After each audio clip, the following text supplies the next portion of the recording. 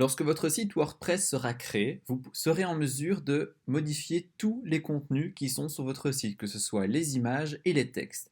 Pour pouvoir modifier une page, vous devrez cliquer sur Modifier la page en haut de celle-ci, ce qui va ouvrir l'éditeur Gutenberg. Alors l'éditeur Gutenberg, il fonctionne grâce à un système de blocs. Mais qu'est-ce que c'est un bloc? Eh bien, ça s'apparente un peu à des Legos. Et donc comme des Legos, on va les mettre l'un en dessous des autres pour pouvoir ainsi former votre page.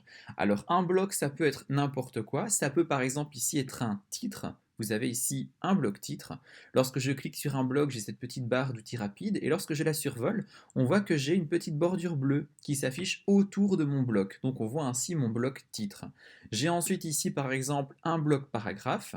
Je retrouve ici un bloc bouton qui est dans un bloc bouton général. Dans ce bloc-là, je peux ajouter autant de boutons que je le souhaite. Donc je vais en rajouter un deuxième. Voilà, je peux en ajouter beaucoup plus. Idéalement, on va toujours s'arrêter à 2 au maximum pour ne pas perdre en impact. Je peux également, c'est mettre des blocs dans d'autres blocs. Là, j'ai des blocs standards, mais je peux mettre tous ces blocs-là dans un bloc général qui est en fait Grimlock Wrapper. C'est un bloc que nous avons créé nous-mêmes qui permet ainsi d'avoir des options plus avancées.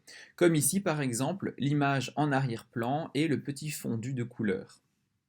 Si je descends plus bas, je peux retrouver encore un bloc titre, je peux changer la couleur de certains mots, je peux également rajouter d'autres blocs.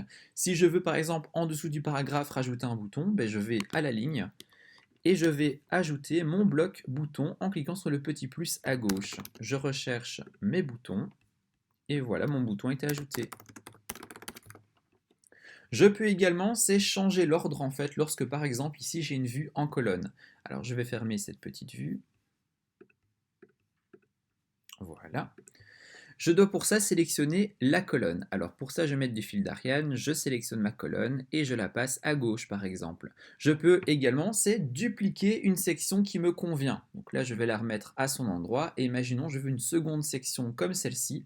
Je sélectionne toute ma section et ensuite je vais la dupliquer. Je peux également copier le bloc et le coller à un autre endroit ou une autre page. Ça me permet facilement ainsi de reproduire un design qui vous convient et qui a déjà été fait sur une page par exemple, pour ne pas à chaque fois repartir de zéro. Je peux également supprimer un bloc. Lorsque je clique dessus, je clique sur les trois petits points et je mets retirer. Là en l'occurrence c'était mon bloc titre. Et pareil pour les images, je peux très facilement les changer. Ici par exemple j'ai une petite galerie d'images. Je clique sur le petit crayon. Ça ouvre ma galerie média de WordPress et je vais pouvoir ajouter via ma médiathèque des images qui ont déjà été mises sur mon site ou alors simplement en téléversé depuis ma machine. Là, j'ai sélectionné 3 images, j'ajoute à ma galerie, je supprime les images que je ne veux plus garder, je peux changer l'ordre comme je le souhaite, je mets à jour ma galerie et mes images ont été appliquées. Une fois que toutes mes modifications sont faites, je n'oublie pas de mettre à jour et là, mes modifications seront publiées sur mon site. Voilà donc pour la modification de vos pages avec Gutenberg, l'éditeur standard de WordPress.